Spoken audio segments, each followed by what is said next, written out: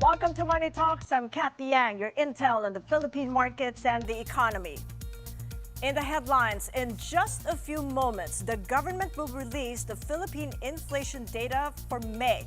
That is a live shot at the Philippine Statistics Authority, where National Statistician Undersecretary Claire Dennis Mapa reveals the May inflation data 3 months since escalations in the Middle East dealt the Philippines an oil price shock. We'll be speaking to BPI lead economist June Neri.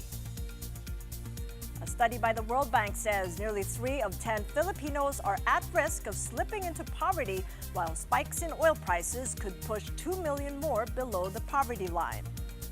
And data by the Bangko Sentral shows foreign portfolio investments exited the Philippines. Hot money outflows hit $4.4 billion in the first 4 months.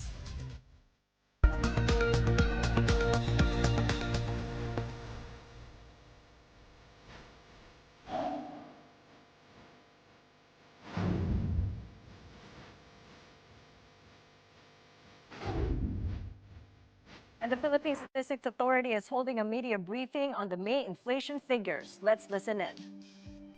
Percent nitong Mayo 2026. Noong Abril 2026, ang inflation rate ay naitala sa antas na 7.2% at 1.3% naman noong Mayo 2025. Ang average inflation rate mula Enero hanggang Mayo 2026 ay nasa antas na 4.5%. Ang pangunahing dahilan ng mas mababang antas ng inflation sa Mayo kumpara noong Abril 2026 ay ang mas mabagal na pagtaas ng presyo ng transport na may 16.2% inflation rate. Ito ay may 70.3% share sa pagbaba ng pangkalatang inflation sa bansa. Ang nag-ambag sa mas mababang antas ng inflation para sa transport ay ang mas mabagal na pagtaas ng presyo ng mga sumusunod. Diesel na may 58.5% inflation rate at gasolina na may 51.6% inflation rate. Ang pangalawang dahilan ng mas mababang antas ng inflation nitong Mayo ay ang mas mabagal na pagbaba ng presyo ng pagtaas ng presyo ng food and non-alcoholic beverages na may 5.7% inflation rate. Ito ay may 16.9% share sa pagbaba ng pangkalatang inflation sa bansa. Ang nag-ambag sa mas mababang antas ng inflation para sa food and non-alcoholic beverages nitong Mayo ay ang mas mabagal na pagtaas ng presyo ng mga sumusunod. Vegetables, tubers, cooking bananas at iba pa na may 6.2% inflation rate, particular dito ang sibuyas, at fish and other seafood na may 8.8% inflation rate gaya ng bangus. Nakaambag din ang mas mabilis na pagbaba ng presyo ng meat and other parts of slaughtered land animals na may negative 2.5% inflation rate, particular dito ang karne ng baboy. Ang pangatlong dahilan ng mas mababang antas ng inflation nitong Mayo ay ang mas mabagal na pagtaas ng presyo ng housing, water, electricity, gas, and other fuels na may 7.8% inflation rate. Ito ay may 12.8% share sa pagbaba ng pangkalatang inflation sa bansa. Ang nag-ambag sa mas mababang antas ng inflation para sa housing, water, electricity, gas, and other fuels nitong Mayo 2026 ay ang mas mabagal na pagtaas ng presyo ng mga sumusunod. LPG na may 41% inflation rate, renta sa bahay na may 3.7% inflation rate, at liquid fuels o kerosene na may 55.2% inflation rate. Ang pangunahing nagambag sa overall inflation nitong Mayo ay ang food and non-alcoholic beverages. Ang commodity group na ito ay nagtala ng 5.7% inflation rate at 32.7% share sa pangkalatang inflation sa bansa. Ang tatlong pangunahing nagambag sa inflation para sa food and non-alcoholic beverages ay ang mga sumusunod. Cereals and cereal products na may 12.6% inflation rate, particular dito ang bigas. Fish and other seafood na may 8.8% inflation rate gaya ng dilis. At vegetables, tubers, cooking bananas at iba pa na may 6.2% inflation rate, particular dito ang kamatis. Ang pangalawang commodity group na may pinakamalaking kontribusyon sa pangkalatang inflation nitong Mayo ay ang housing, water, electricity, gas, and other fuels na may 7.8% inflation rate at 24% share sa pangkalatang inflation sa bansa. Ang tatlong pangunahing nagambag sa inflation ng housing, water, electricity, gas, and other fuels ay ang mga sumusunod. LPG na may 41% inflation rate, renta sa bahay na may 3.7% inflation rate, at kuryente na may 8.8% inflation rate. Ang transport ang pangatlo sa may pinakamalaking ambag sa pangkalatang inflation nitong Mayo 2026. Ang commodity group na ito ay nagtala ng 16.2% inflation rate at 21.9% share sa pangkalatang inflation sa bansa. Ang mga pangunahing nagambag sa inflation para sa transport ay ang mga sumusunod. Gasolina na may 51.6% inflation rate, diesel na may 58.5% inflation rate, at other passenger transport by road na may 5% inflation rate, particular dito ang pamasahe sa tricycle. Ang limang pangunahing commodities na nag-ambag sa overall inflation nitong Mayo 2026 ay ang mga sumusunod. Bigas na may 15.6% inflation rate at 1.1 percentage point share, gasolina na may 51.6% inflation rate at may 0.8 percentage point share, restaurants, cafe, and the like na may 6.8% inflation rate at 0.7% percentage point share. LPG na may 41% inflation rate at 0.6 percentage point share. At renta sa bahay na may 3.7% inflation rate at 0.5 percentage point share. Sa 13 commodity groups, 3 ang nagtala ng mas mabagal na antas na inflation itong Mayo kumpara noong Abril 2026. Ito ay ang mga sumusunod. Food and non-alcoholic beverages na may 5.7% inflation rate, housing, water, electricity, gas, and other fuels na may 7.8% inflation rate, at transport na may 16.2% inflation rate. Samantala, nagtala naman ng mas mabilis na antas ng inflation para sa Mayo kumpara noong Abril ang mga sumusunod. Alcoholic beverages, 5.4% inflation rate, clothing and footwear na may 3.0% inflation rate, furnishings, household equipment, and routine household maintenance na may 3.9% inflation rate, health na may 4.1% inflation rate, recreation, sport, and culture na may 5.2% inflation rate, restaurants and accommodation services na may 6.7% inflation rate, at personal care and miscellaneous goods and services na may 3.4% inflation rate. Samantala, nagtala ng kaparehas na antas ng inflation noong Abril 2026 ang mga sumusunod.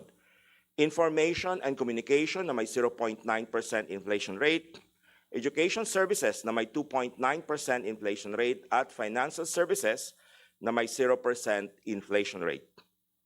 Sa 11 pangkat ng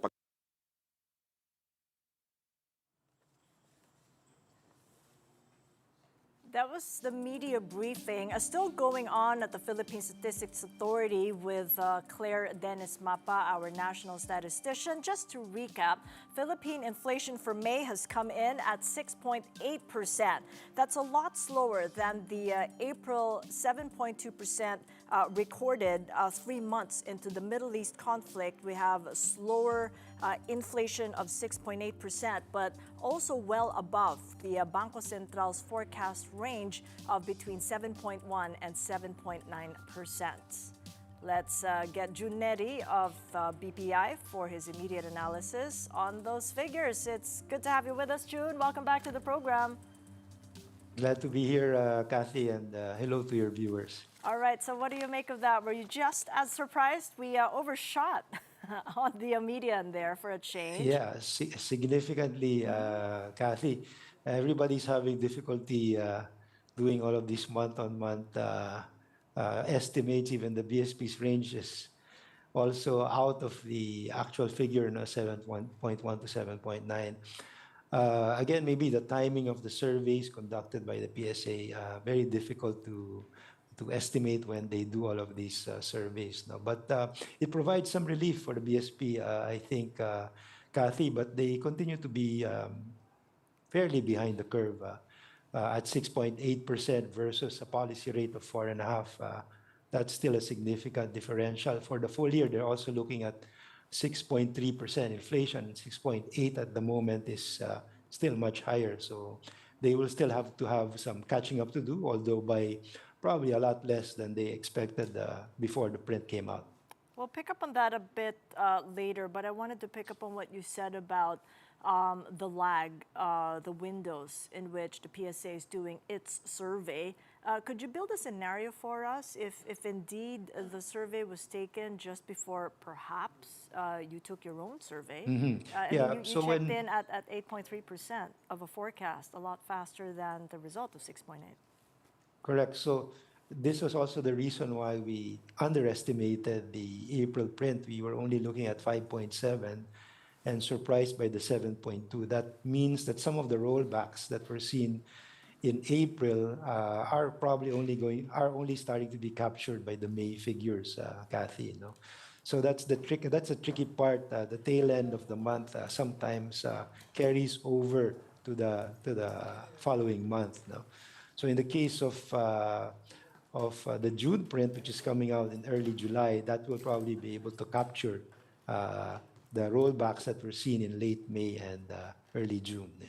So, what does that make of the increases or the pace of increases in transport fares, given what you just said? Are we going to see a lag? Are we going to see a lot slower inflation perhaps in the next month, or maybe faster? It's probably going to be close to where we are at 7%, Kathy, for the month of June. We're also anticipating electricity prices to be adjusted upwards. I think Meralco announced that the May number is going to be much higher in June and July as the adjustments come in. No? But again, we're hoping that some of these decliners that we saw, surprising declines in transport and utilities month on month, we very seldom see that kind of behavior on a month-on-month basis. Will carry over to the May and June print, also the June print, Kathy. All right, let me qualify on what you just said about being behind the curve or possibly being behind the curve. Given the result that we've just seen at a 6.8%, do you think that have to do a lot less? As you said, they would. And would that mean then the possibility that the next hike might be 25 basis points? And if so, not an intermeeting one, but one that comes on June 18th in its next policy meeting. Correct. So first, on the timing, Kathy, next week is the next monetary board meeting, but the policy meeting is on the 18th. It looks like they won't be rushing into a decision next Thursday or an off-cycle adjustment, since the figure was surprisingly low, and that it's too close to the scheduled meeting anyway. So they will probably do it on the 18th. Now, with the figure coming out much lower than what the market expected, what the BSP itself expected, it looks like they will have to increase by much less. Our original expectation is they will have to increase by 75 basis points at the very least on the 18th. It looks like they can afford to just hike by 50 basis points instead, since the negative interest rate versus inflation has shrunk a bit compared to what the market was expecting. So if they hike to 5%, we will still have a negative 180 basis point differential versus the May print, or about 130 basis point negative real interest rate if you compare it to their full year forecast of 6.3. As you're talking about the interest rate differentials now, I know that you've cautioned a weakening peso and the substantial trade gap we have could reignite inflation. So how central then do you think Forex stability now is in the BSP reaction function? Well, it's clear from your interview with the governor that they really want to just manage the volatility more than a singular target or level. They just want to make the changes as orderly as possible. No very abrupt changes on a day-to-day, week-on-week, month-on-month basis. But open to the possibility of further depreciation. So if the BSP opts to hike on the 18th rather than next Thursday, then we will probably continue to see the peso near the 61.50, 60.75 all-time low. But if they decide to do the 50 bips on June 18, then this will help provide some stability and maybe some strengthening of the peso by that time. But what is stability at this point, June? Because we hadn't really seen the peso move otherwise, other than reach record low closes. We're at 61.75 of a record close, and we've been kind of hovering around that all throughout the week. Do you think that it even responds to any other rate hikes that would come forth? Yeah, so BSP has been quite slow on the tightening relative to where inflation is, even with this surprise figure. A mere 25 basis point hike is clearly still behind Cathy. So if they deliver a 50 on the 18th, then that will again provide some tailwind for the peso. But of course, there are several other factors causing this. The outlook on the dollar seems to be more positive now. There are very few rate cuts, if at all, expected in the US, whereas earlier this year, people were anticipating the Fed to cut, with Warsh now heading the Federal Reserve. But because growth numbers have been strong, employment numbers have been strong, and inflation in the US has been picking up, it's been providing a lot of support for the US dollar now from a global perspective. But maybe the local political noise is also causing some form of capital flight, or at least the capital inflows that should be coming in aren't really coming in a big way because of some of these political developments that we've seen the last 3 weeks. No? Okay, we're seeing the open in the peso. It's at 61.56 to the dollar. That is a tad stronger than yesterday's close. What do you make of that reaction? What do you think the market is pricing in at this point with the strengthening of the peso? Well, it could be last night's oil prices stabilizing, even going down slightly, Cathy. So maybe there is hope that a deal at some point is going to be made, and that global oil benchmarks will improve more than probably any of these domestic developments, including this inflation report. Yeah, but when you get the news that hot money outflows have hit $4.4 billion in the first 4 months, what does that say of the markets, June?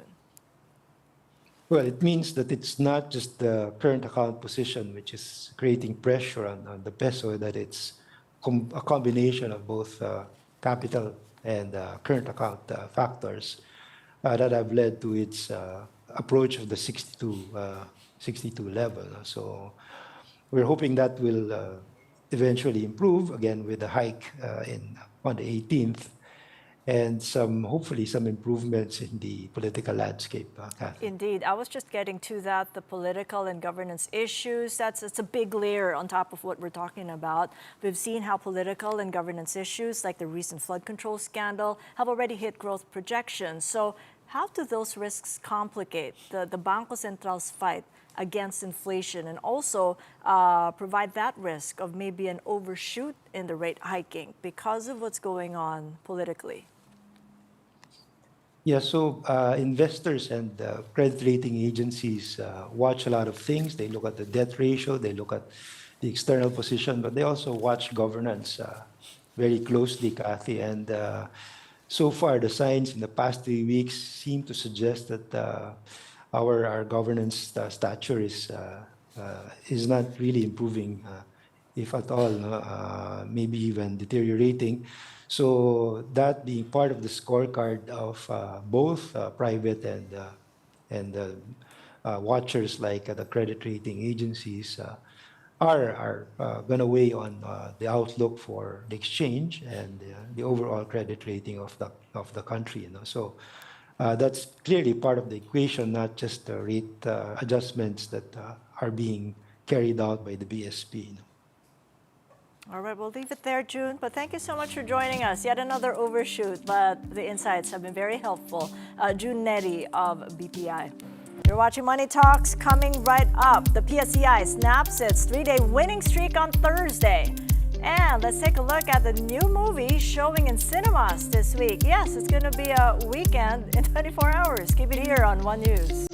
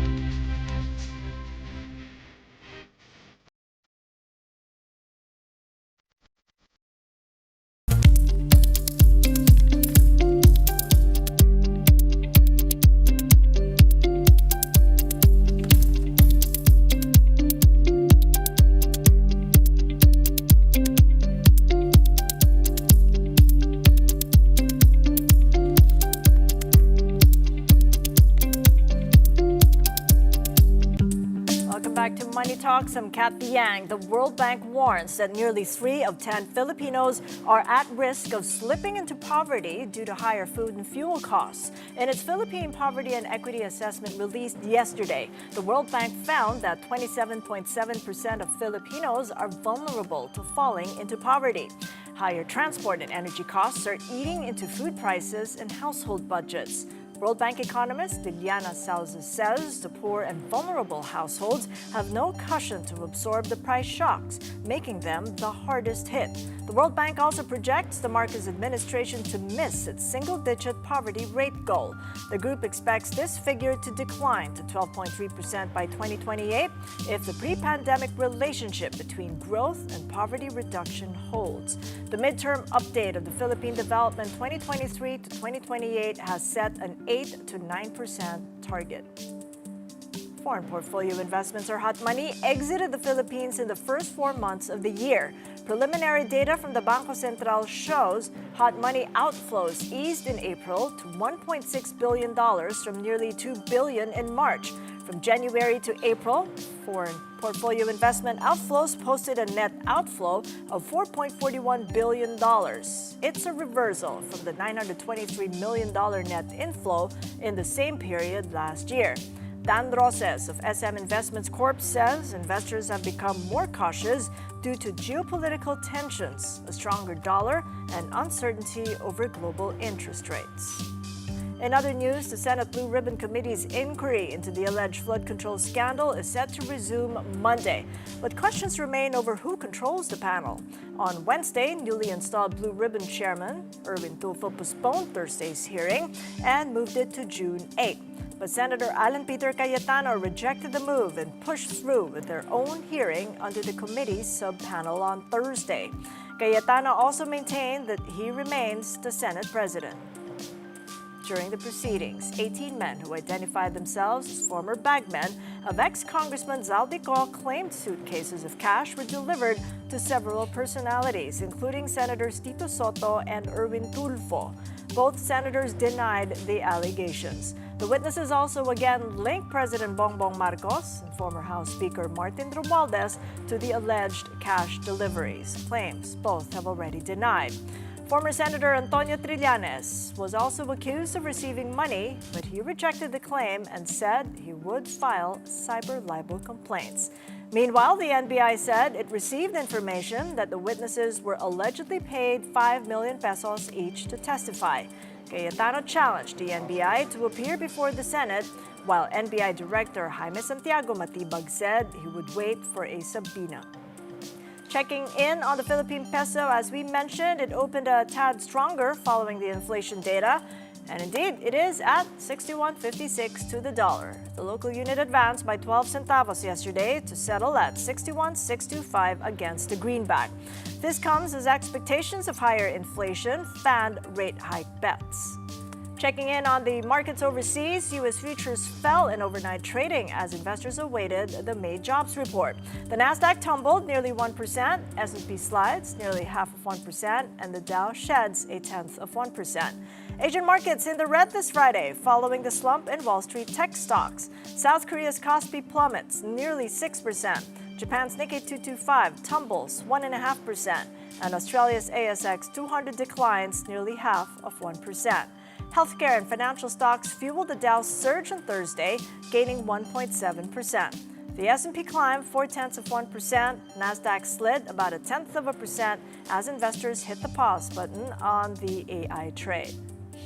PSEI snapped its three-day winning streak yesterday. The local stock market lost 41 points, nearly 0.7%, as renewed tensions between the U.S. and Iran dampened sentiment. The broader all-shares index fell nearly 0.5%, but the sectoral gauges all in the red except for financials. The 10-year government bond yields ticked up to 7.54% from the previous close of 7.48%. In corporate news, the Philippine Stock Exchange is proposing a broader market-making framework to boost liquidity across more exchange-traded products. The PSE says the framework will go beyond ETFs and may cover other products such as Philippine depositary receipts. Under the proposal, market makers must be SEC-registered broker-dealers and PSE trading participants with at least 100 million pesos in unimpaired paid-up capital. Stakeholders may submit comments until June 23. Meanwhile, Maynilad customers will see slightly lower water bills in the third quarter. The MWSS approved a 12 centavo per cubic meter reduction for Maynilad due to the peso's appreciation against the Japanese yen. Manila Water customers, on the other hand, will see no adjustment for the quarter.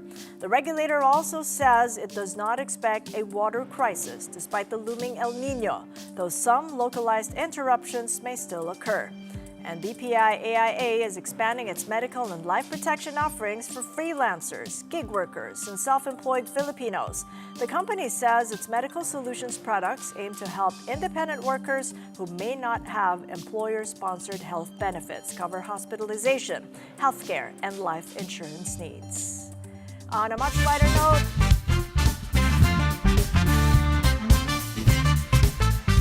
you're looking for something to watch or experience this month, here are a few picks to check out. Now showing in the cinemas, the amazing digital circus, The Last Act. The film brings the hit online series to its conclusion as the characters search for answers about the circus and its dark past. Also on the big screen is Masters of the Universe, where Prince Adam returns to Eternia and takes on the evil Skeletor as he embraces his destiny as He-Man. Starting June 11, Grammy-nominated comedian and musician Tom Frennick brings his signature blend of piano performance and stand-up comedy to Solaire Resort North. Shows are scheduled on June 11, 13, 18, and 19. I like his yellow jacket. That is it for Money Talks. I'm Cathy Yang. Catch us again Monday, 9 a.m. Kapatid, we are One News, all sides, all the time. Morning Matters returns at 9:30 a.m. Have a great day ahead and a great weekend. I'll see you Monday.